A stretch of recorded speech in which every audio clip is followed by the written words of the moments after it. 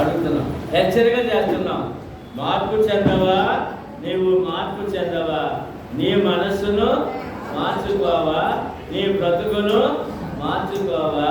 అనుకూల సమయము ఇదే నెరిగి మారు మనసును పొందవా? ఎందుకంటే ఏ క్షణం మనదే కాదు. మారుతాములే, చూద్దాములే, ఈ మాటలు దేవుడి దగ్గర ఎంత మాత్రం పనికొచ్చేవి కావు. కనుక ఎప్పటికప్పుడు వాక్యము చదువుతున్న మనము, విలుస్తున్న మనము వాక్యానుసారంగా జీవితం ఉందా లేదని మనం మార్పు చెందాలి. లోకానికి ఈ మార్పు గురించి, మారు మనసు గురించి చెప్పాలి. మారు మనసు గురించి చెప్పాలి.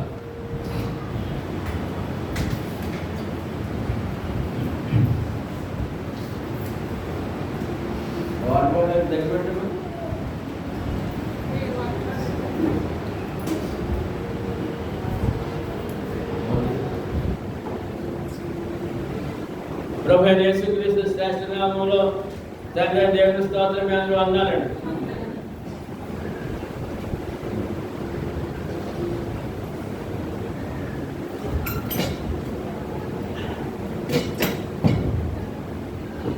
గత వారము, అంతకుముందు వారము దేవుడు ఉన్నట్టుగా దేవుడి సిద్ధాంతంలో ఏమి ఇచ్చారో, ఏం చేయమన్నారో ఆ ప్రకారమే చేయాలి. ఒక సొన్నైనా పొల్లైనా పోదని దేవుడు చెప్పారు. కనుక మొట్టమొదటిగా నాగా బబీకులు అన్యాయానికి తెచ్చి వారు ఏ విధంగా దేవుని సన్నిధిలో కాలిపోయారో చూసాం. తదుపరి ఆ యొక్క పాఠాన్ని బట్టి దేవుడిచ్చిన దాన్ని తీసుకుని, దేవుడిచ్చిన దాన్ని తీసుకుని, దేవుళ్ళలో ఉన్నదాన్ని తీసుకుని ఉన్నది ఉన్నట్టుగా మన ప్రయాణము సాగదు తప్ప కాల్పుడం కానీ తీయడం కానీ చేయకూడదని ధ్యానించాం. రెండో పాఠంలో మనం ఏం ధ్యానించామంటే దేవుడు ఉన్నాడు, దేవుడు ఉన్నాడు. మరి వేరే వేరే దేవుడిని దేవతలు కల్పించుకోవాల్సిన అవసరమో లేదని మనం ధ్యానించాం. ఇప్పుడు మొదటిగా దేవుడు ఉన్నాడు, ఉన్న దేవుని ఎరిగి నమ్మి ఆయన ఆజ్ఞకు లోబడి, అనగా ప్రభువైన యేసు సువార్తకు లోబడి బాప్తిస్మం పొందవలెను అనే విషయాన్ని మొదటిగా మనము గత వారంలో చూసాం. రెండవదిగా దేవుని నామం ఏంటంటే పేరు. మనకు పేరు ఉంది కదా, మన పేరు లేకపోతే ఎలా పిలుస్తారు? మనల్ని ఎలా గుర్తుపడతారు? మనకు పేరు ఉందా? పేరుకి ఎంత ఇంపార్టెంట్ ఉంది ఇప్పుడు? ఏమన్నా చెప్పండి. ఎందుకంటే ఉద్యోగాలకు కానీ, విదేశీ ప్రయాణం కానీ, ఆధార్ కార్డులు, కేఎం కార్డులు కానీ మన పేరు కావాలి కదా. అలాగే మరి దేవుడి పేరుందా అనే మాట. నామం, దేవుని నామం, ఆయనకున్న నామమును విశ్వసించవలను. వేరే నామము మనమే పెట్టడానికి వీలు ఉన్న దేవుడు ఎవరో తెలుసుకున్నాం, నమ్ముకున్నాం, ఆయన చిత్తాన్ని లోబడ్డాం, రక్షణ పొందుతున్నాం, ఆయనే ఆరాధించుకుంటున్నాం, ఆయనే. మరి ఇప్పుడు ఆయన నామం ఉంది కదా, ఆయనకున్న నామమును విశ్వసించవలను. నీ ఇష్ట ప్రకారము, నీకు ఇష్టమైన నామము నమ్మడం కాదు. నీ ఇష్ట ప్రకారము, నీకు ఇష్టమైన ప్రకారము, ఇష్టమైన నామమును నమ్మడం కాదు. దేవునికి ఉన్న నామమును నమ్మవలెను అనే విషయాన్ని ఖచ్చితంగా తెలుసుకోవాల్సిన అవసరము ఉంది. ఎందుకంటే ఇష్ట దైవం అంటారు, మాకు ఇష్టమైన నామం కూడా అంటారు. ఇష్టమైన దేవుని నామం, ఇష్టమైన దైవం అని అంటారు.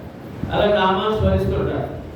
మరి నిజమైన భక్తుడు, నిజమైన దేవుడు ఎవరో తెలిసినప్పుడు ఆయన నామం కూడా అవసరం కదా.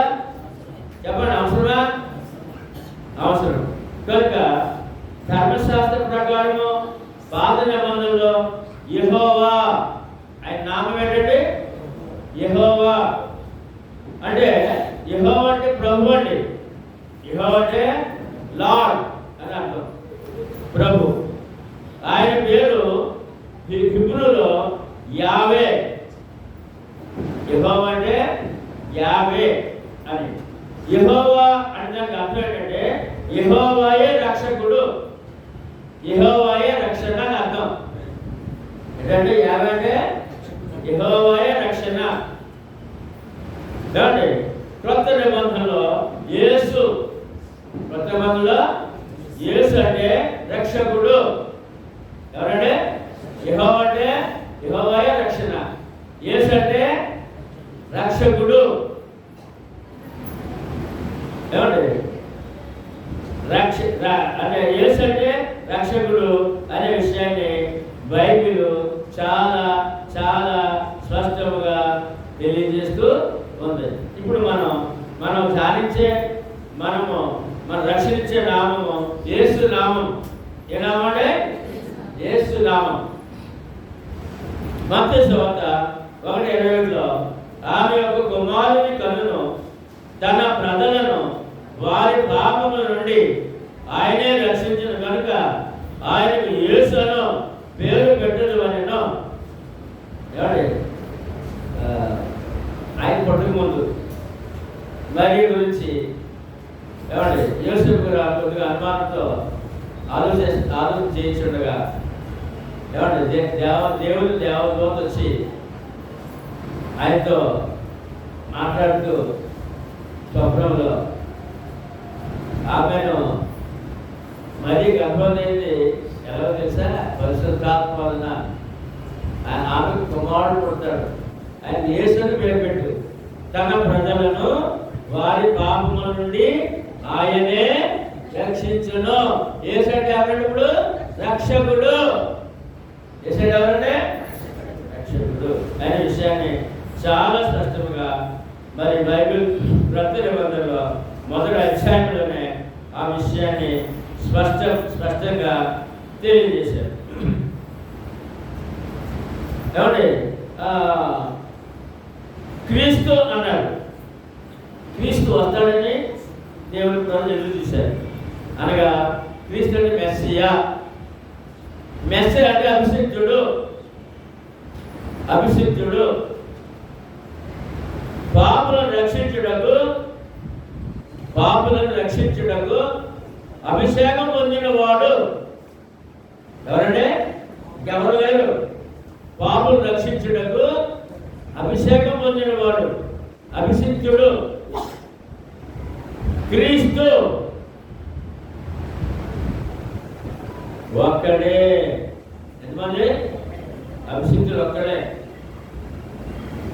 మొదటి తిమోతి పత్రిక 1:15లో పాపులను రక్షించుటకు క్రీస్తు యేసు లోకమునకు వచ్చిన వాక్యము నమ్మదగినదియు పూర్ణాంగీకారణకు యోగ్యమైనది అట్టి వారిలో నేను ప్రధానుడు అన్నాడు పౌలు గారు. యేసు ప్రభు భూలోకానికి ఎందుకు వచ్చారండి? పాపులను రక్షించుటకు. మన పుణ్యాత్మలే కాదు, మన పాపలమే. యేసు నామములో సువార్తలో రక్షణ పొందాం. పొందామంటే రక్షణ పొందాం. ఆయన వచ్చారు, ఏ కారణం చేత వచ్చారో ఆ కారణం బట్టి నమ్మాం, ఆ పాప క్షమాపణ పొందాం. యోహాను సువార్త 3:16లో దేవుడు లోకమును ఎంతో ప్రేమించారు కాగా ఆయన తన అద్వితీయ కుమారునిగా పుట్టిన వారి యందు విశ్వాసముంచు ప్రతి వాడును నశింపక నిత్య జీవం పొందినట్లు ఆయనను అనుగ్రహించను. ఏమండి మానవుడు దేవుడి చేయని అనుభవించి దేవుడు ఎరకుండా జీవిస్తున్నాడు కనుక అతని ఆత్మ నాశనం అయిపోతుంది.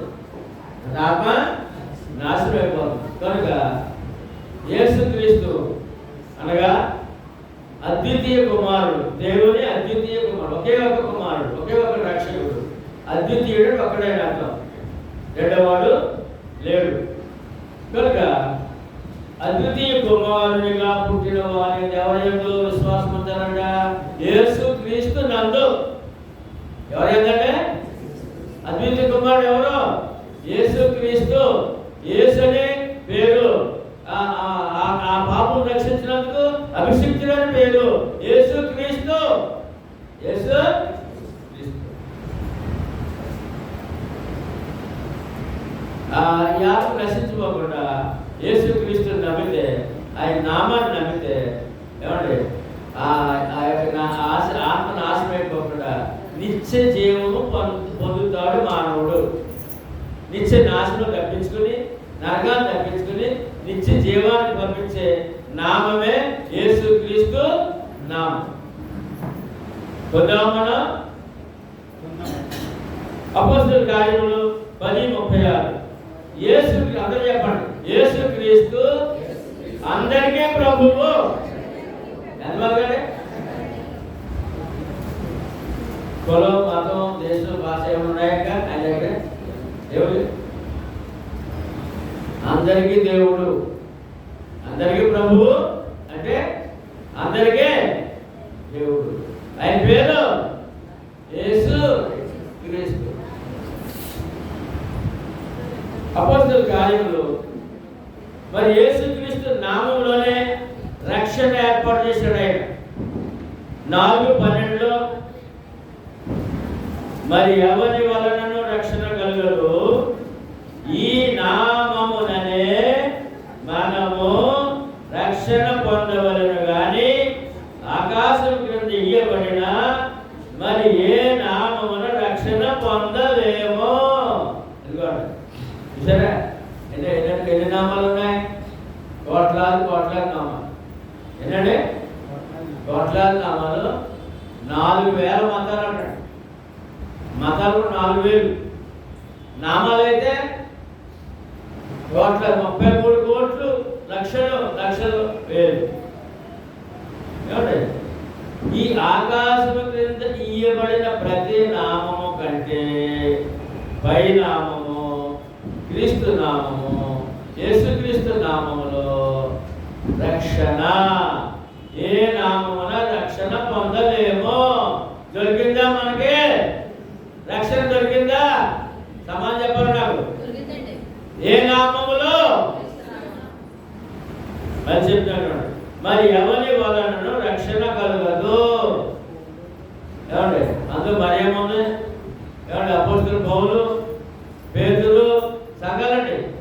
పౌలు, మరియమ్మ, పేతురు, యోహాను, లోదరు, ఇలాంటి పేర్లు ఉన్నాయి. ఏ నామమున రక్షణ? బయట చెప్పాలంటే కోట్లు. ఇక్కడ లోపల కూడా కొన్ని వేల నామాలు ఉన్నాయి. ఏ నామమున అంటే మత్స్యాగ సంఘాల పేర్లు 3,000 చిల్లర ఉన్నాయండి.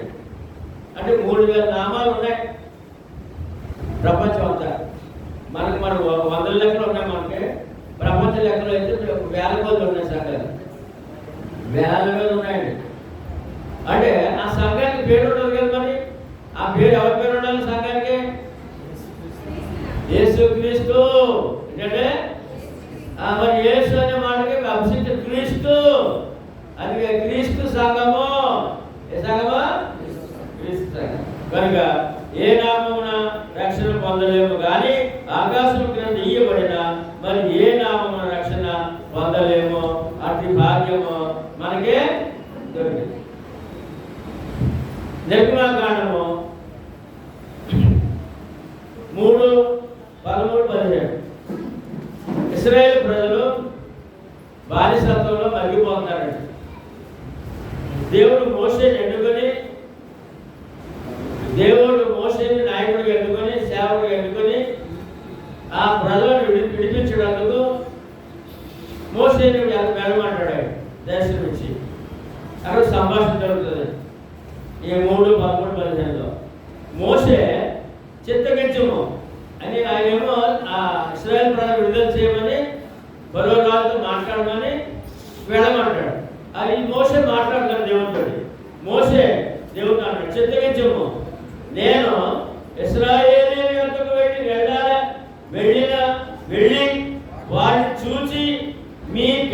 దేవుడు మీ యొద్దకు నన్ను పంపినని వారితో చెప్పగా వారు ఆయన పేరేమని అడిగిన ఎడల అదే ఏంటంటే మీరు ఏమన్నా కరెక్టే.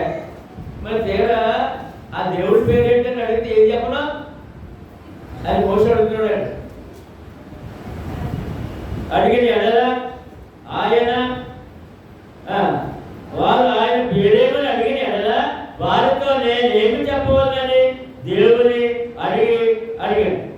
అందుకు దేవుడు నేను ఉన్నవాడను, ఎవరంటే ఉన్నవాడను అనువాడనై ఉన్నానని మోసేతో చెప్పాడు.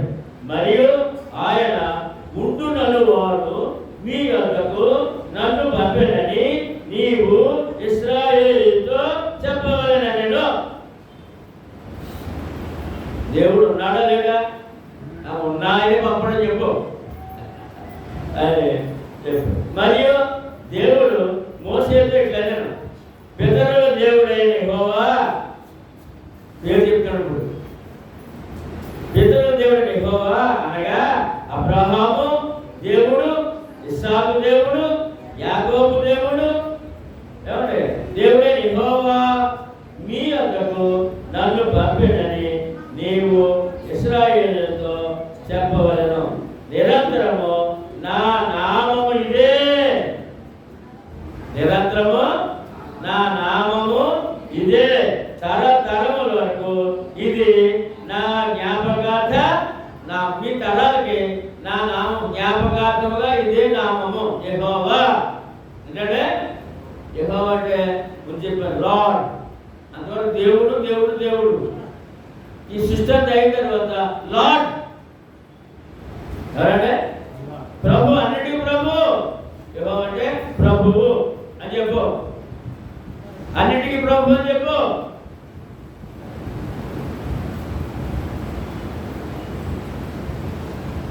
తరతరములు మీ తరతరాలకు ఇదే నామము అని చెప్పి నిత్యము అదే నామం అని చెప్పి ఆయన సూచనలు పంపించాడు. కీర్తనకారుడు ఆయన మాట్లాడుతున్నాడు 72:19. ఆయన మహిమగల నామము నిమిత్తం నిత్యము స్తుతింపబడునుగాక. ఈ నామం ఎటువంటిదండి? దేవుని నామం ఏముందండి? మహిమ. మానవుడు కావాల్సిన మహిమ. ఎందుకంటే మానవుడు ప్రతి అవసరము దేవుని మహిమలో తీర్చబడతాయి. అది ఆయన నామములో. ఎందుకంటే ఆయన నామములో. యెహోవా గురించి కీర్తనకారుడు దావీదు మాట్లాడుతున్నాడు. ఏమనంటే ఆయన మహిమ గల నామము అన్నాడండి. ఏ నామం అంటే? మనం ఏ నామాన్ని నమ్ముకున్నాం? మహిమ గల నామం.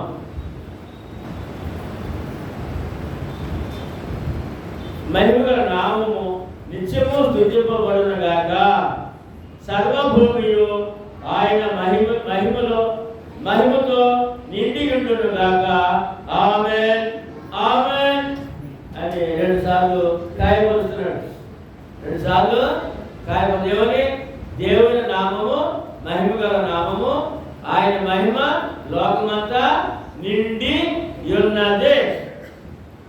ఇప్పుడు చూడు, మనోళ్ళు ప్రభుని అడిగినప్పుడు నాగుల చవితి పుట్ట, పాము పుట్ట ఏమంటే బాధేసినప్పుడు, ఏమంటే మరి ఇంకెక్కడికో వెళ్ళినప్పుడు అక్కడ మహిమ ఉంది, ఆ దేవుళ్ళో మహిమ ఉంది, ఆ స్థలంలో మహిమ ఉంది, ఆ యొక్క ఆ దేవతలో మహిమ ఉంది అంటారు కదా.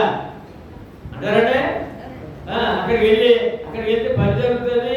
మహిమ ఎందుకంటే దేవుని యొక్క మహిమలో ఈ మనుషునికి దీవెన కావాలి. ఏం కావాలంటే అందుకని ఆ పుట్లో ఈ పుట్లో ఆ చెట్లు మహిమ ఉందని చెప్పి తిరుగుతుంటారు కదా. ఎక్కడా లేదు. యేసుక్రీస్తు నామములో మనకి యెహోవా నామములో మహిమ ఉంది, అనగా క్రీస్తు నామములో మహిమ ఉంది. ఆ మహిమలో మన ప్రతి అవసరము ఆ నామము ఆ మహిమ ఎక్కడ ఉందంట? భూమి అంతా నిండి ఉంది. భూమి అంతా నిండి ఉంది.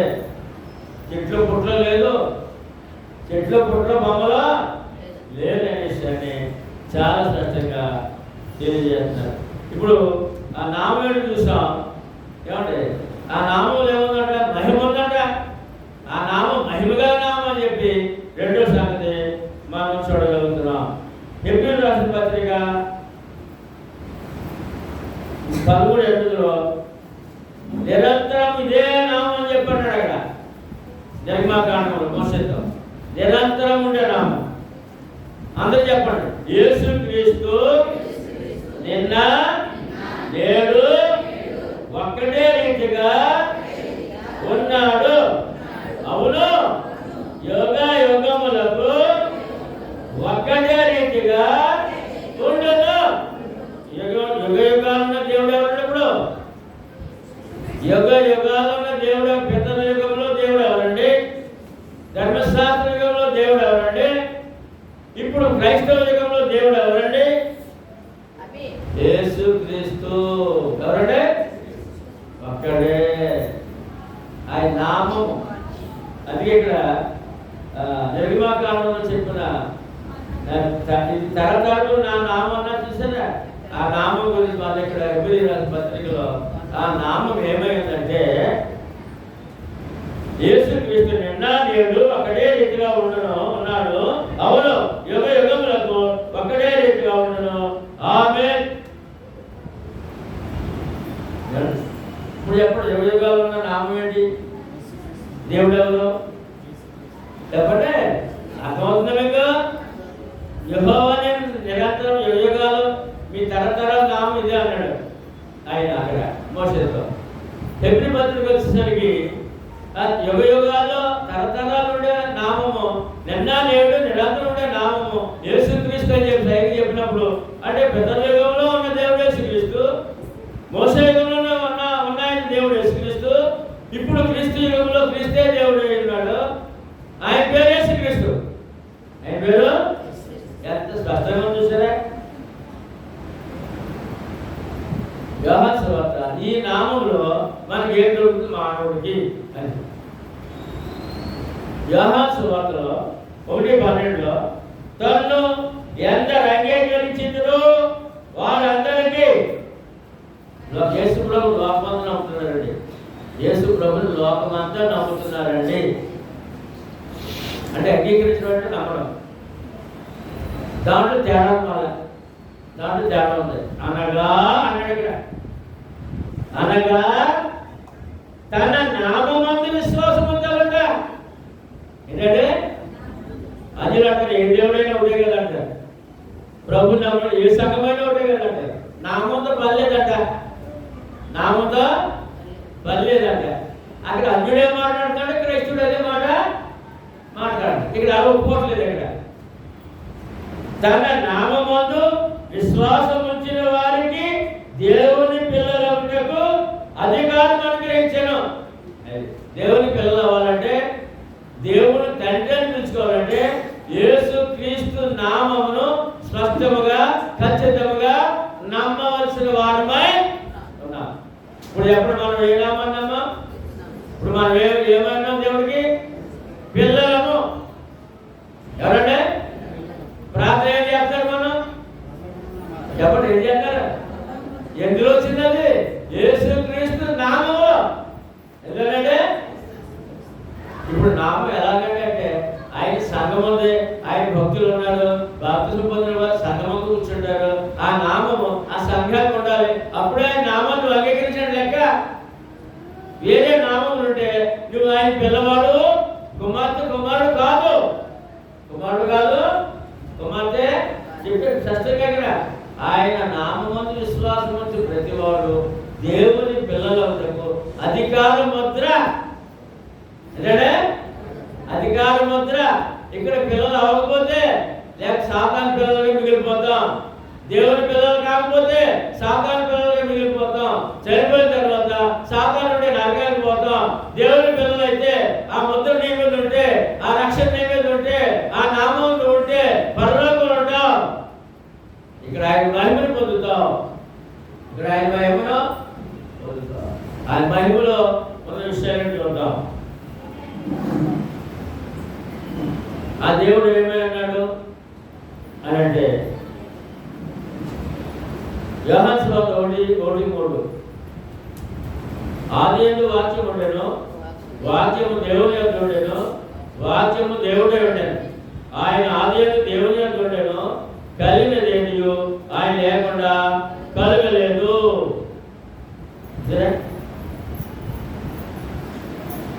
ఏమంటే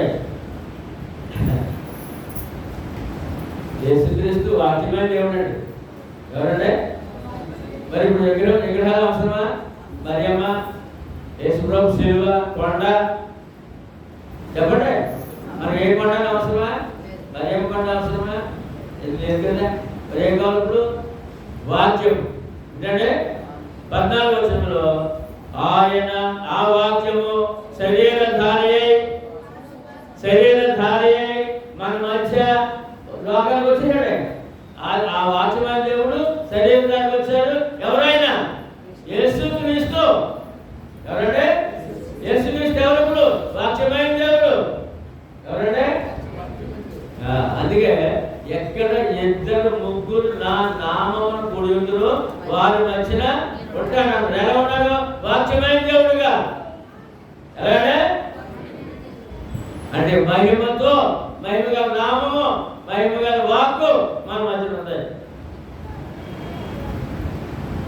అంత స్పష్టంగా తెలియజేస్తూ ఉన్నారు.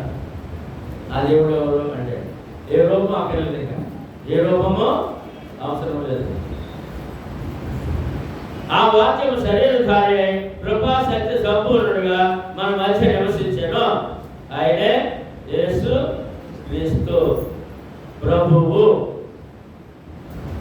మా మొదటి తిమోతి 3:16లో ఆ యొక్క దైవభక్తి, దేవుడి యొక్క మర్మం ఎంత గొప్పగా చూద్దామండి.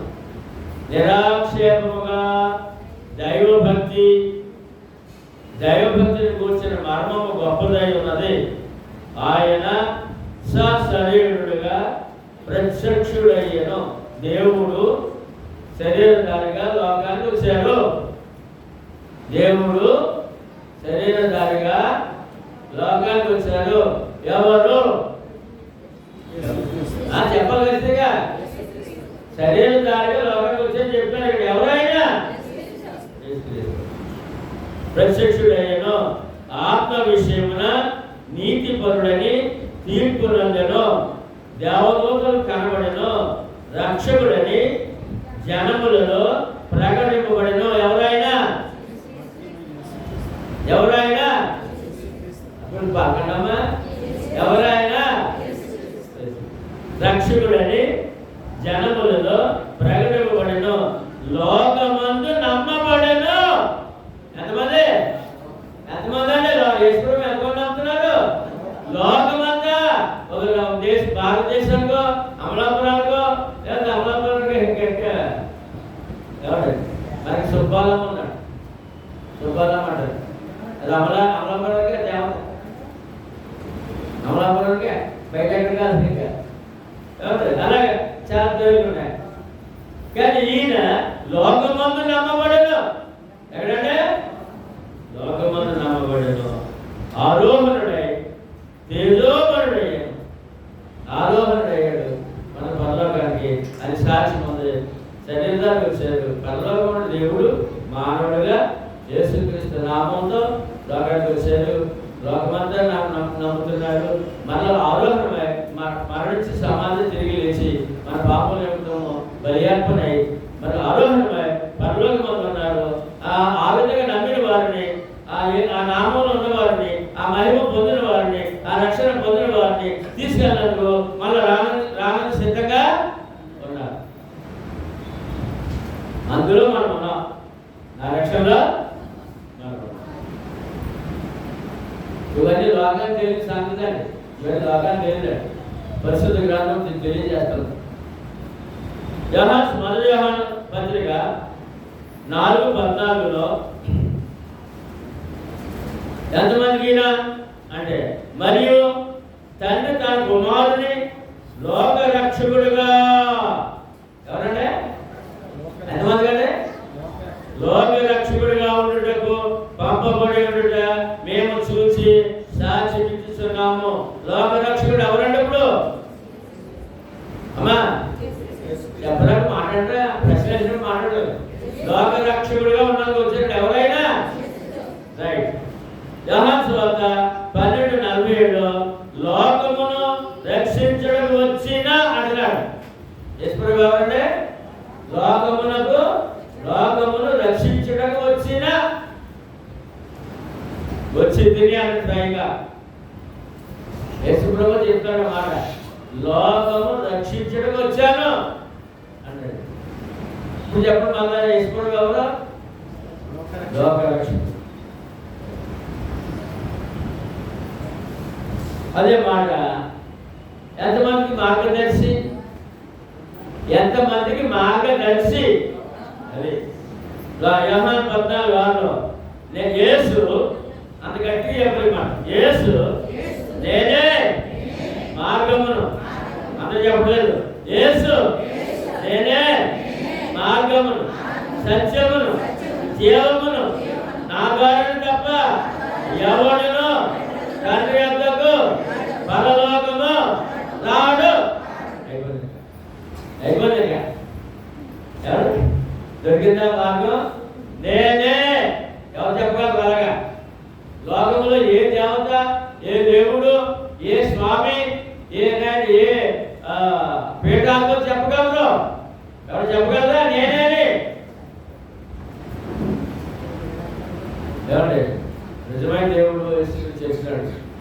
యేసు నేనే మార్గము సత్యము జీవము, నా ద్వారా తప్ప. ఎన్నో గ్రంథాలు ఉన్నాయండి. ఈ ఒక్క మాట ఏ గ్రంథంలో ఏ దేవత దేవుడు చెప్పలేదండి. నేను కాకపోతే ఆయన కాకపోతే ఆయన, అమ్మ కాకపోతే ఈ అమ్మ కాకపోతే అయ్యమ్మ ఇలా చెప్తారు తప్ప నేను తప్పని చెప్తే ఎవరు కూడా లేరు. ఆయనే యేసుక్రీస్తు రక్షకుడు. పరలోకాన్ని నడిపించేవాడు మార్గదర్శి. ఎవరైనా మార్గదర్శి, పరలోకాన్ని మార్గదర్శి. ఆయన వచ్చారు, పరలోకి వెళ్ళారు, ఆ మార్గాన్ని తెలిసారు, ఆ మార్గం తీసుకెళ్ళినందుకు ఆయన ఆ మార్గం వేసి వెళ్ళారు రక్తముతో. నిజమే, భూలోకం నుంచి పరలోకం రక్తముతో రోడ్డు అనమాట. నేనైతే అలా చెప్తాను. మరి మన గృహాలు చేయాలందుకు ఆయా ప్రాంతం వెళ్ళడానికి చక్కటి సిమెంట్ రోడ్లు, బైపాస్ రోడ్లు ఏ వేస్తారు కదా, ప్రయాణం బాగా సాగాలని దేవుడు ముందుగానే వేసేసాడు. ఈ మానవుడు పాపాత్ముడు పుణ్యాత్ముడు చేసి పరలోకం నడిపించాలి, పరలోకం నడిపించాలి. ఇందులో ఒక మార్గం వేయాలి. ఆ మార్గము నేనే. ఆ మార్గము నేనే. మరి ఇక్కడ తార్ రోడ్డు, సిమెంట్ రోడ్డు కాదు, రక్తముతో. ఏ రోడ్డు అడిదే? రక్తముతో. అంటే మనకు ఒక మాట ఉందండి. పెద్ద పెద్ద ప్రముఖులు పిలిచినప్పుడు ఏదో ఫంక్షన్కి రెడ్ కార్పెట్ అంటారు. అంటే రెడ్ కార్పెట్ అంటే ఎర్రటి ఒక దుప్పటి పరుస్తారు అనమాట. ఆయన నడవాలి దాని మీద. ఆ పెద్ద ఆయన నడవాల తివాసి, ఎర్ర తివాసి అంటే ఆయన అంత గౌరవం. ఇప్పుడు ఇంకా క్రీస్తు రక్తంతో నీకు పరలోకి మార్గం వేసాడంటే నీకు ఎంత గౌరవించాడు దేవుడు. ఏ గొప్పండి కాబట్టి విఐపీలు కానీ గొప్ప విఐపీ చేసుకున్న దేవుడికి ఎవరంటే క్రైస్తవుడే, రక్షణ పొందిన వాడే. ఎంత డిగ్రీ చేయడండి క్రైస్తవుడికి.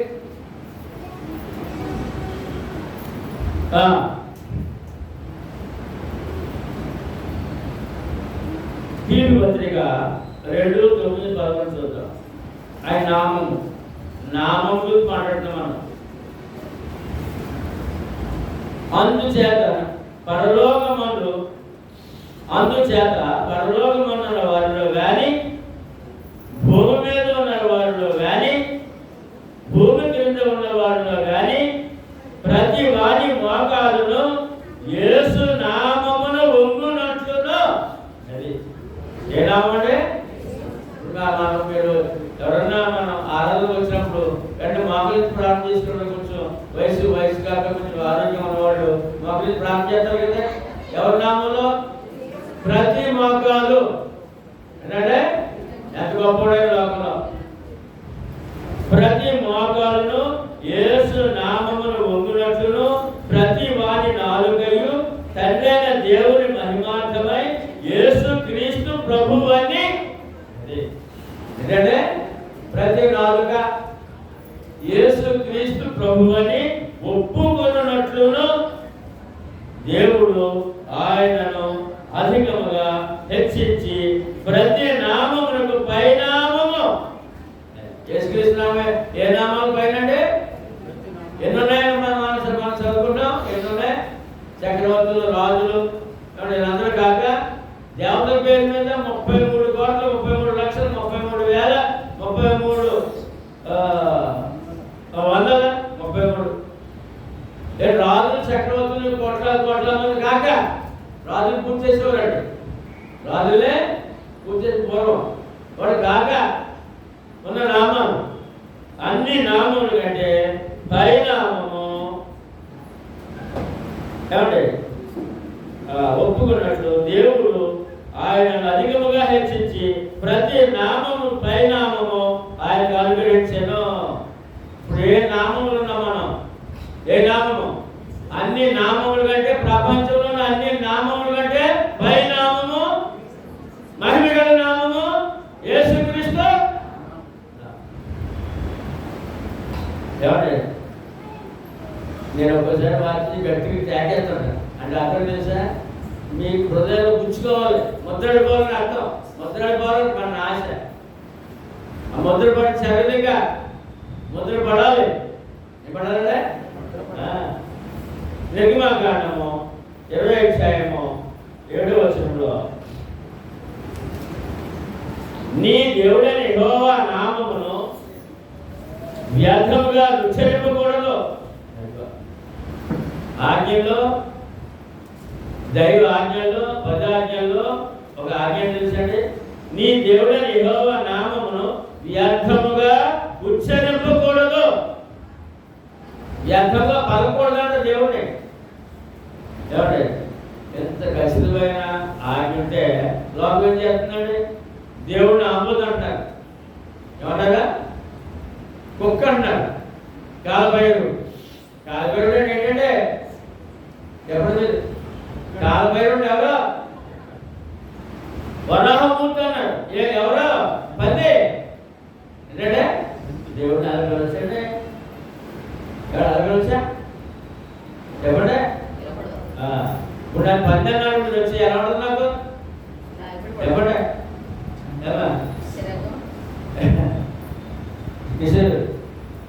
నేను కుక్కనండి ఎలా ఉంటుంది నీకు? ఎంత ఎలా కాసుకోవడం వెళ్ళిపోతా. నేను కుక్కనండి అదేమో గిర్రను అది అర్థం. ఎప్పుడు ఆదిలోంచాడండి ఆయన. యెహోవా నామం వ్యర్థముగా పలకకూడదు. మరి యేసుక్రీస్తు నామాన్ని దేవదాయ సాయి గారు ఆ గుడి గారు ఈ గుడి అన్నారు. వీళ్ళందరూ అనొచ్చా? అనకూడదా? వ్యర్థముగా ఉచ్చరింపు వాణిని యెహోవా తన నామమును వ్యర్థముగా ఉచ్చరింపు వాణిని నిర్దోషిగా ఎంచాడు. దోషతును దేవుడి దగ్గర దోషే, ముద్దాయి. ఆయన కోర్టులో నెలకొన్నప్పుడు ముద్దాయి. నామాన్ని వ్యర్థముగా పలికితేనే ఆజ్ఞ. ఏంటంటే నామానికి ఉన్న పౌరది, నామానికి ఉన్న మహిమది, నామానికి గొప్పతనం అది. వ్యర్థంగా పలకడానికి వీలు లేదు. ఇప్పుడు పిల్లలు తల్లిదండ్రులు కోపడుతుంది. ఒకసారి చక్కని పేర్లు అంటుంటారు. అంటే చక్కని పేర్లు చెప్పిన వెతికి వెతికి వెతికి మంచి పేర్లు అంటారు. కోపం కుక్కని పిలుస్తారు. ఆ పిల్లడికి అంత కోపం చేస్తే గొప్పరే కుక్క ఎలా రాలంటారు పిల్లల్ని. ఆ పిల్లలకు కోపం చేస్తే పేర్లు మంచి పేర్లు ఉంటాయి కదండి. పేర్లు చక్కని పేర్లు ఉంటాయి. కుక్క, పంది, కొనుక్కోదని పిలుస్తారు పిల్లలు. పిల్లలు కోపం కదా చెప్పండి. మరి దేవుడు కోపం కదా? కోపం చేస్తున్నారు దేవుడికి. అంటే వారంటే దోషులు అంట. వాళ్ళు ఎవరంటే దోషులు, ముద్దాయి. నిర్గమకాండం 23:13 నేను మీతో చెప్పున్నదేమనగా చెప్పు వాటన్నిటినీ జాగ్రత్తగా గైకొనవలెను. నేను మీతో చెప్పు వాటన్నిటినీ జాగ్రత్తగా గైకొనవలెను. వేరొక దేవుని పేరు ఉచ్చరింపకూడదు. అది నీ నోట నుండి రాకూడదు. వేరొక దేవుడి పేరు ఉచ్చారణ చేయకూడదంటే నీ నోట్లోంచి రాకూడదంట. భక్తి దేవుడు నమ్మిన వారు ఉచ్చరింప నీయ తగదు, నోట నుండి రానీయ తగదు. ఆ నామానికి అంత గొప్ప నామం కనుక వేరే నామం నీ నోటిన పలకడానికి వీలు లేదు. యెహోషువ 23:7 వారి దేవతల పేర్లను ఎత్తక, అది ఏంటంటే అది మన చుట్టూ అన్ని ఉంటారు కదా, వారి దేవతలు చాలా కోటాలు అంటారు. వారి దేవతల పేర్లను ఎత్తక, వాటితోడని ప్రమాణము చేయక, వాటిని పూజింపక, వాటికి నమస్కరింపక, మీ దేవుడని యెహోవా నామమును హత్తుకొని ఉండవలెను. ఏంటంటే నా చుట్టూ ఉన్న బంధువుల యొక్క దేవతలు ఉన్నారు, వారి పేర్లు వారి నామాలు మనకు అవసరమో లేదు, ఉందా? లేదు. మరి ఎవరు హత్తుకోవాలి? ఏమంటే యేసుక్రీస్తు నామాన్ని హత్తుకుని ఉండాలి. ఆ నామాన్ని ఉచ్చరించాలి. నా ప్రభువా, నా దేవా, నా రక్షక, ఇదంటే హత్తుకొని ఉండవాలి. యెహోవా నామమును హత్తుకొని ఉండవాలి. నీతో ఉండాలి నామం. ఎవరితో ఉండాలంటే విశ్వాసతో ఉండాలి. విశ్వాసి నామంతో ఉండాలి. వేరే నామాన్ని పలకనందుకు కానీ, అందులో నువ్వు సేవ చేయనందుకు కానీ ఏ విధమైన హక్కు లేదు. లేదు అలా చేసినట్టయితే ముద్దాయి. క్రైస్తవులు మరియమ్మ దేవతని అక్కడికి వెళ్ళి గుళ్ళు గీయించుకోవడం, కొబ్బరికాయలు కొట్టడం, ఏదో చేయడం అనే మాట దేవుడికి ఇష్టమైనది. అంటే నువ్వు నామాన్ని హత్తుకున్న వాడు కాదనమాట. మనం కూడా అలాగా ఇశ్రాయేలు ప్రజలకు వాడు అన్యుల మధ్య ఉన్నారు కదా, వారికి అటువంటి హెచ్చరిక ఇచ్చాడు దేవుడు. అపొస్తలుల కార్యము 3:6-7 అంతటి పేతురు ఒక 40 సంవత్సరాల నుంచి కాళ్ళు పనిచేయని దేగుతున్న వ్యక్తిని ఆ దేవాలయం దగ్గర అడుగుతున్నందుకు ఆ కుటుంబ సభ్యులు కూర్చోబెట్టి ప్రతిరోజు అలా చేస్తుంటారు. ఎస్లేం దేవాలయం దగ్గర ఆ దేవాలయంలోకి పేతురు యోహాను వెళ్తారంట సంఘం స్థాపించిన తర్వాత. అది చూద్దాం ఒకసారి. వారి దేవాలయం అంతటా పేతురు వెండి బంగారము నా యొద్ద లేవు కానీ నాకు కలిగినదే నీకు ఇచ్చిస్తున్నాను. అప్పుడు దేవాలయంలోకి పేతురు గారు యోహానుకి వెళ్తాడు. ఆ దేవాలయం బొమ్మ దగ్గర మెట్ల దగ్గర ఒక ఆ వ్యక్తి కూర్చుని అడుకుంటున్నాడు. అతను మీరు మరి దేవాలయం మెట్లకి వెళ్తున్నారు కదా, మీరు ఏమైనా కాంతిస్తారేమో, ఏమైనా దానం చేస్తారని ఎదురు చూస్తాడు. ఆగారు, ఆయన దగ్గర ఆగారు. ఆగి అంటాడు, మా దగ్గర వెండి బంగారాలు లేవు. అంటే ఇప్పుడు నాణ్యాలు అన్నమాట, బంగారు నాణ్యం, వెండి నాణ్యం. ఏమంటే మా దగ్గర వెండి బంగారాలు లేవు, మా కొండలు నీకు ఇస్తాం అన్నాడు. ఏముంది ఏమండి? నజరేయుడైన యేసుక్రీస్తు నామమున ఏముందండి? ఆ దగ్గర శిష్యుల దగ్గర ఏముందండి? యేసుక్రీస్తు నామమున నడుము అని చెప్పి దేగు 40 సంవత్సరాలు దేగు అని అడగమంటారండి. ఏ పేరు మీద? యేసుక్రీస్తు నామం నడుము అని చెప్పి వారి కుడి చెయ్యి పట్టుకొని లేవనెత్తడు. వెంటనే వారి పాదములను శీలమండలను బలం పొందాను. వారు దిక్కున లేచి నిలిచి నడిచాను. నడుచుచు గంతులు వేచి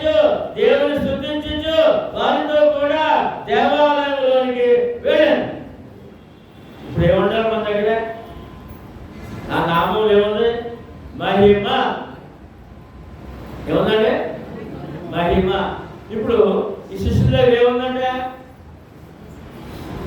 వెండి బంగారాలు మా దగ్గర మా కొండాలు నీకు ఇస్తాం, మా కొండాలు నీకు ఇస్తాం. ఏముందంట? యేసుక్రీస్తు నామం ఉందంట. ఏముందండి? మరి నీ దగ్గర ఉందా? చెప్పాలి. నీ దగ్గర ఉందా? చెప్పలే మాట్లాడుతుంది. ఉందే మహిమ గల నామం. ఏ నామం ఉంది దగ్గర?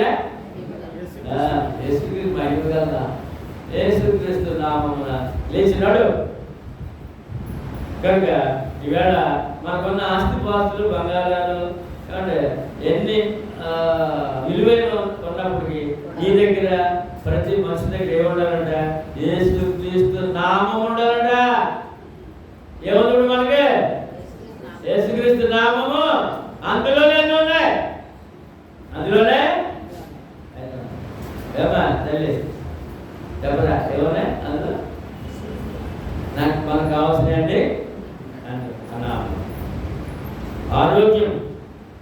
ఏమిటంటే నడవలేనోడు కాళ్ళు పోలియో కాళ్ళతో ఊస కాళ్ళతో మోసుకొచ్చి కూర్చోబెట్టి వాడిని యేసు నామంలో నడిపించారు.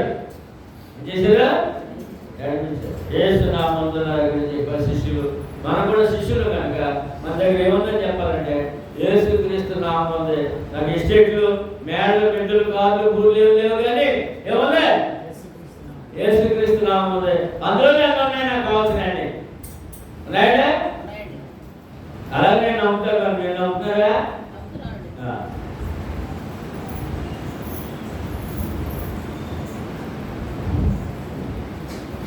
లోకాసు వార్త 24:46-47 క్రీస్తు శ్రమపడి మూడవ దినమున మృతుల్లో నుండి లేచిననియు యెరూషలేము మొదలుకొని సమస్త జనములలో ఆయన పేరట, ఎవరి పేరంటే యేసుక్రీస్తు పేరట మారు మనసును పాప క్షమాపణయు ప్రకటింపబడిననియు వ్రాయబడి ఉన్నది. యేసుక్రీస్తు నామములో ఉందంటే పాప క్షమాపణ, మారు మనసు. పాప క్షమాపణ, మారు మనసు. మారు మనసు, పాప క్షమాపణ. ఏ నామంలో పాప క్షమాపణ పాపికి దొరకదు, పాపికి దొరకదు. యేసుక్రీస్తు నామం ఏముందండి? మాకు దొరికిందా? నామం దొరికిందంటే నామం నమ్మాలంటే పాప క్షమాపణ పొందామని అర్థం. ఏమవుతామంటే పాప క్షమ. కొరింథీయులకు రాసిన పత్రిక 6:11 మొదటి కొరింథీ 6:11 ప్రభువైన యేసుక్రీస్తు నామమునను, ప్రభువైన యేసుక్రీస్తు నామమునను మన దేవుని ఆత్మయందును మీరు కడుగబడి. అది యేసుక్రీస్తు నామం ఏం జరిగిందంటే పాపములు కడగబడతాయి. ఎందుకంటే మహిమగల నామం. ఏమన్నామంటే యేసుక్రీస్తు నామములో పాపములు కడుగబడి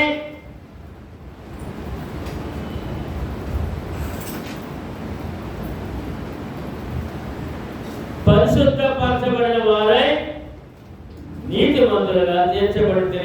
మనం ఎవరన్నప్పుడు పరిశుద్ధులము, నీతిమంతులము, పాపులము కాదని చెప్పండి. యేసుక్రీస్తు నామములో యేసుక్రీస్తు నామములో మన పాపములు కడగబడ్డాయి. నామములో ఇక్కడ ఆ విధంగా ఆ పాపులైన వారి గురించి మాట్లాడుతూ పరిశుద్ధాత్ముడు ప్రభువైన యేసుక్రీస్తు నామంలో మన దేవుని ఆత్మీయ వాక్యం ద్వారా మీరు కడగబడ్డారు కదా అని అంటున్నాడు. సంఘాన్ని కడగబడి, ఏం కడగబడి? పాపములు కడగబడి పరిశుద్ధపరచబడిన వారే నీతిమంతులుగా తీర్చబడితే. మన ఎవరప్పుడు పరిశుద్ధులు, నీతిమంతులుగా తీర్చబడ్డాం. ఆయన నామంలో కడగబడి, రక్తంలో కడగబడి, ఏమండి వాక్యములో కడగబడి. ఎంత గొప్ప లోకం అంతా ఎక్కడ తిరిగిన దొరకదని పాపం క్షమాపణ, పాపం కడగడం, ఇంకా మురుగు, ఇంకా ఇంకా పాపం పెరుగుతుంది, పాపం అంటుకుంటుంది. చూడండి అపొస్తలుల కార్యము 10:43 ఆయన యందు విశ్వాసం ఉంచి వాడు ఎవడో వాడు ఆయన నామము మూలముగా పాప క్షమాపణ పొందునని ప్రవక్తలందరూ ఆయనను గూర్చి సాక్ష్యం ఇచ్చుచున్నారనెను. సువార్త ప్రకటిస్తున్నారు, అపొస్తలులు సువార్త ప్రకటిస్తున్నారు. ఏమన్నాడ? ఆయన విశ్వాసం ఉంచేవాడు ఎవడో, ఆయన అంటే ఎవడో? యేసుక్రీస్తునందు విశ్వాసం ఉంచేవాడు ఎవడో ఆయన నామము మూలముగా, అలాగే యేసుక్రీస్తు నామము మూలముగా పాప క్షమాపణ పొందును. పొందామా మనము? పాప క్షమాపణ చదివాడు కదండి. ప్రపంచం అంతా ఎన్ని కోట్ల రూపాయలు పడి తిరిగినా నీకు దొరకని భాగ్యం అది. జనంలో ఆస్తిపాస్తులు బాగా సంపాదించేసి అవన్నీ మూటగట్టుకుని లోకమంతా తిరిగినా నీకు దొరకదు. దొరుకుతుందా? అన్నాడు కదా, ఆయన నామము కావాలి. యేసుక్రీస్తు నామము మూలముగా పాప క్షమాపణ పొందునని ప్రవక్తలందరూ ఆయన గురించి సాక్ష్యము ఇచ్చారు. ఆయనే ఈ యేసుక్రీస్తు అని చెప్పి వాళ్ళు చెప్పదు. ఆ నామములో కరుడు కట్టిన ఒక ఉగ్రవాదులు అంటాడు. యేసుక్రీస్తు నామం మీద యెహోవా నామంలో యేసుక్రీస్తు ఏంటని, సంఘం ఏంటని, వేరే ఆరాధన ఏంటండి, యెరూషలేము దేవాలయం ఉండగా మళ్ళీ ఇంకో సంఘమా, ఇంకో దేవాలయం ఏంటి, ఇంకో నామం ఏంటి, యేసు ఏంటి అని చెప్పి యుద్ధం చేసిన పౌలు గారు మా దగ్గర ఒక మాట వచ్చింది. యుద్ధం చేసినాక అందరూ చెప్పండి మాట, కనుక నీవు తడవ చేయడం ఎందుకు, లేచి ఆయన నామమును బట్టి ప్రార్థన చేసి బాప్తిస్మం పొంది నీ పాపములు కడిగి వేసుకొనుము. యేసుక్రీస్తు నామములో ఏమన్నాడే? పాపములు. ప్రార్థన, లోకంలో కూడా ప్రార్థన ఉంటామన్నారు. లోకంలో క్రైస్తవ భక్తులు యేసు నామములో ప్రార్థన చేస్తారు కదా అనుకున్నారు. యేసు నామములో పాప క్షమాపణ. ఏమంటే పాపములు కడుక్కో యేసు నామములో అని సువార్త సేవకుడు వచ్చి ఈ పౌలు గారు, దేవుడి మీద ప్రభుత్వం తెరబడిన పౌలు గారు ఎంత ఘోర పాపమైన క్షమిస్తాడు కనుక పౌలు గారు క్షమాపణ వచ్చింది. ఆయన సేవకుడిగా పాపాలు కడుక్కో, బాప్తిస్మం ముందు కడుక్కో, ముందు ఆయన ఆ నామంలో తిరగబడ్డావు. యేసుక్రీస్తు నామాల మీద తిరగబడ్డావు, ఆయన సంఘం మీద తిరగబడ్డావు, ఆయన సంకల్పం మీద తిరగబడ్డావు. నువ్వు ఘోర పాపంగా ఉన్నావు. అందుకే నీకు దర్శనించి ఆయన పిలుచుకున్నాడు.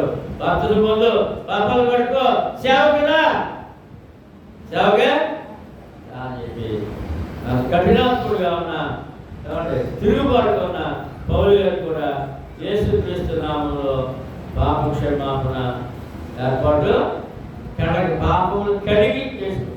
ఇవాళ మనము పాపములు కడుక్కున్నాం ఆయన నామములో, ఆయన రక్తములో, ఆయన వాక్యములో.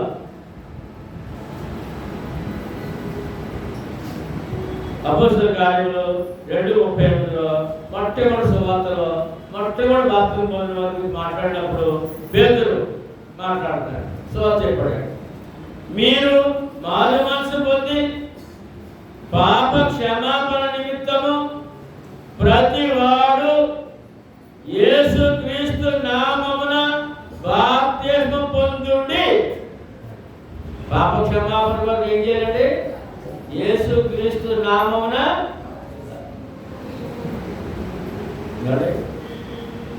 మరియమ్మ నామం కాదు. ఏ నామం?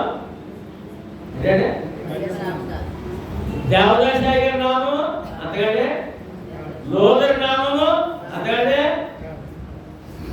ఏ నామం ఇప్పుడు దొరికిందా మనకి? వద్దామా? వద్దా. అదే సువార్త అదే నామము, ఆ నామంలోనికి పాప క్షమాపణ వరకు బాప్తిజం పొందాం. నామము యేసుక్రీస్తు నామమును బాప్తిజం. మరి యేసుక్రీస్తు నామం బాప్తిజం పొంది మరి ఇంకొక పేరు కూడా ఇక బయటకు వచ్చి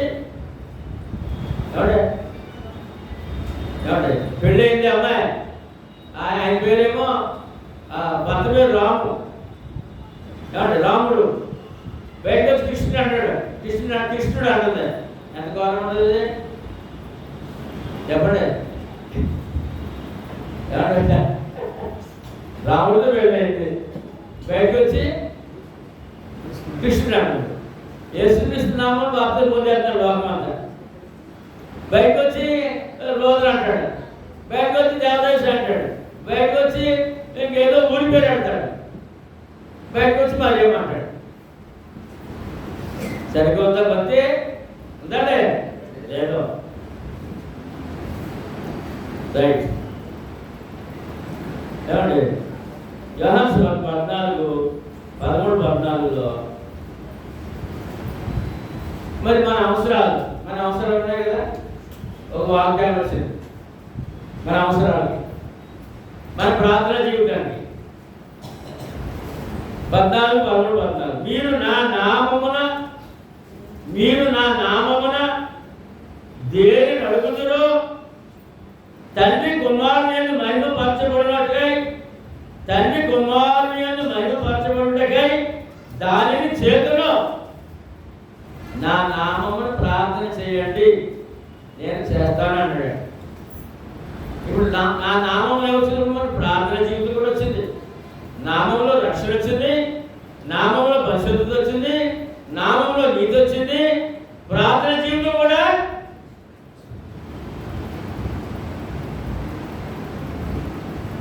నా నామమున మీరు నన్ను ఏమి అడిగినను నేను చేతులు. ఏంటంటే ఏం చెల్లగడగాలంటే స్వయంగా వేసుకోవడం చెప్తున్నారు. నా నామమున మీరు నన్ను ఏమడిగినాను, ఎవరో శిష్యులు నన్ను ఏమడిగినాను నేను మీకు, దేవుడు చేస్తాడు తండ్రి చేస్తాడు అంటలేదు, డైరెక్ట్గా ఆయన అంటాడు నా నామమున మీరు నన్ను ఏమడిగినాను నేను చేతును. జరిగిందా నామం?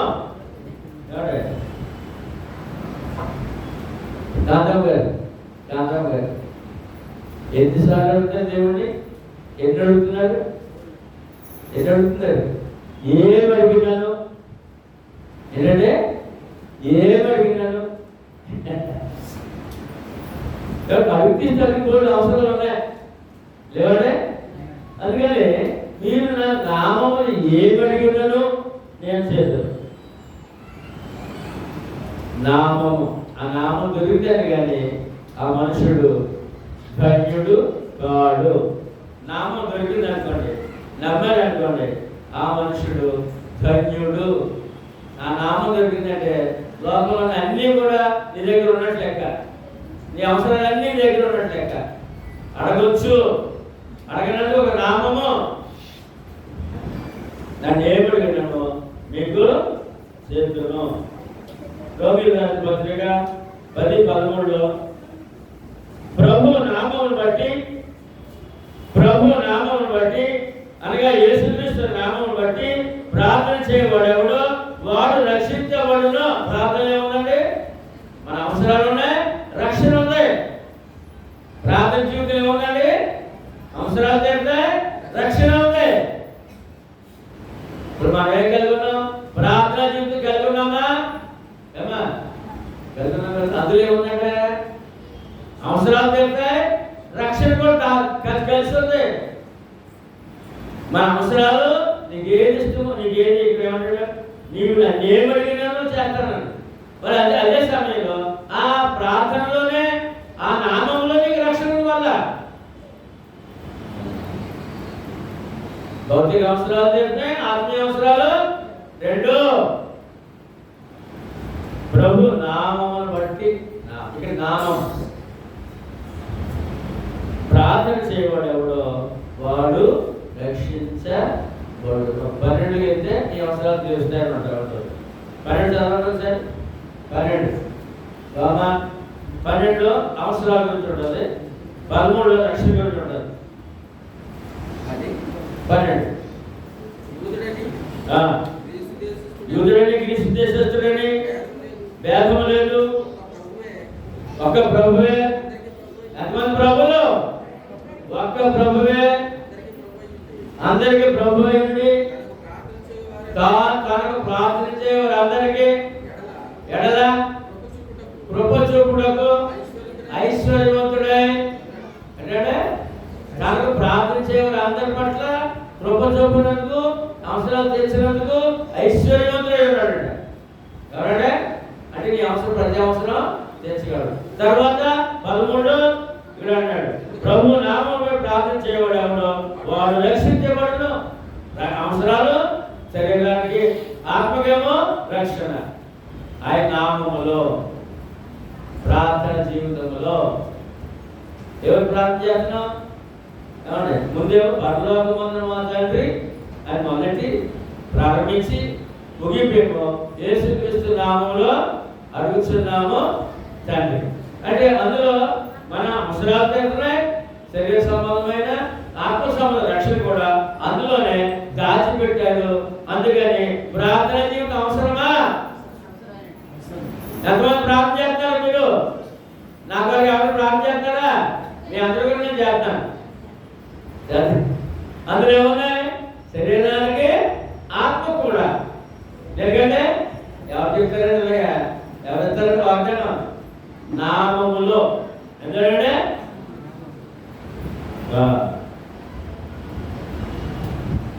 తర్వాత హెబ్రీయులకు రాసిన పత్రిక 6:10లో మీరు చేసిన కార్యమును మీరు పరిశుద్ధులకు ఉపచారము చేసి ఇంకను ఉపచారం చేయడం చేత తన నామమును బట్టి చూపిన ప్రేమను మనుషులకు దేవుడు అన్యాయస్తుడు కాదు. ఇప్పుడు మన కార్యాలు ఆయన నామంలో చేయాలంట. సంఘ సేవ, కుటుంబ సేవ, దేవుడి సేవ, ఆయన నామంలో చేసినటువంటి ఆ సేవ ఆయన మర్చిపోడంట. అన్యాయస్తుడు కాడంట. అన్యాయస్తుడు కాదంట. ఏమండి సామాజిక సంఘం గురించి ఏం చేస్తున్నాం, దేవుడి గురించి ఏం చేస్తున్నాం, ఇవన్నీ కూడా అది పరిశుద్ధుల కొరకు చేస్తున్నామంట. ఎవరికొరకు? పరిశుద్ధుల కొరకు చేస్తున్నామంట. కనుక ఆ పని ఎవరు బట్టి చేస్తున్నామంట? ఆయన నామం బట్టి. అంటే యేసుక్రీస్తు నామం బట్టి. ఏమండి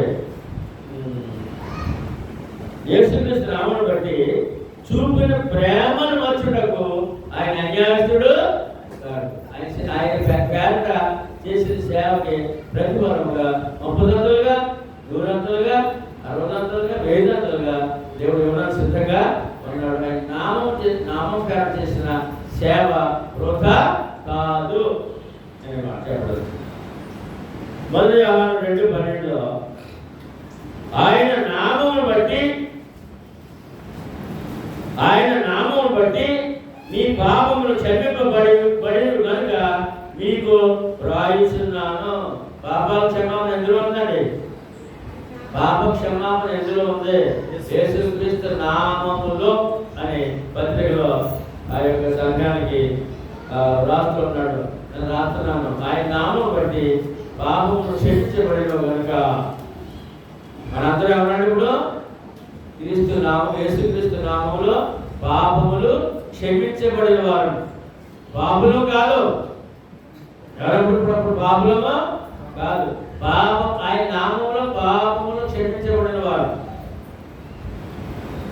కనుక యేసుక్రీస్తు మహిమగల దేవుడు. యేసుక్రీస్తు ఎవరంటే అందరూ చెప్పండి. యేసుక్రీస్తు మహిమగల దేవుడు. యేసుక్రీస్తు నామం మహిమగల నామం. యేసుక్రీస్తు మహిమగల సువార్త. యేసుక్రీస్తు సంఘము మహిమగల సంఘము.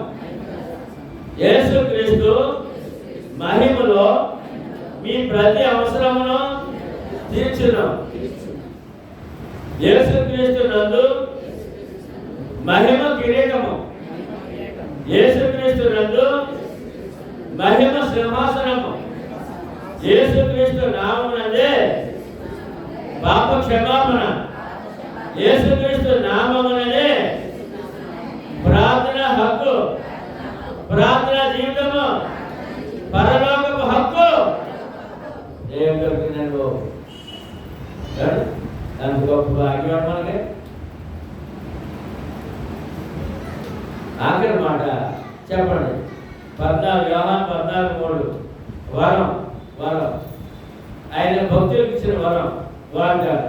అందులో చెప్పండి, నేను వెళ్ళి మీకు స్థలము సిద్ధపరిచిన ఎడల నేనుండే స్థలములో మీరును ఉండలాగున మరలా వచ్చి నా యొద్ద ఉండటకు మిమ్మల్ని తీసుకొని పోదును.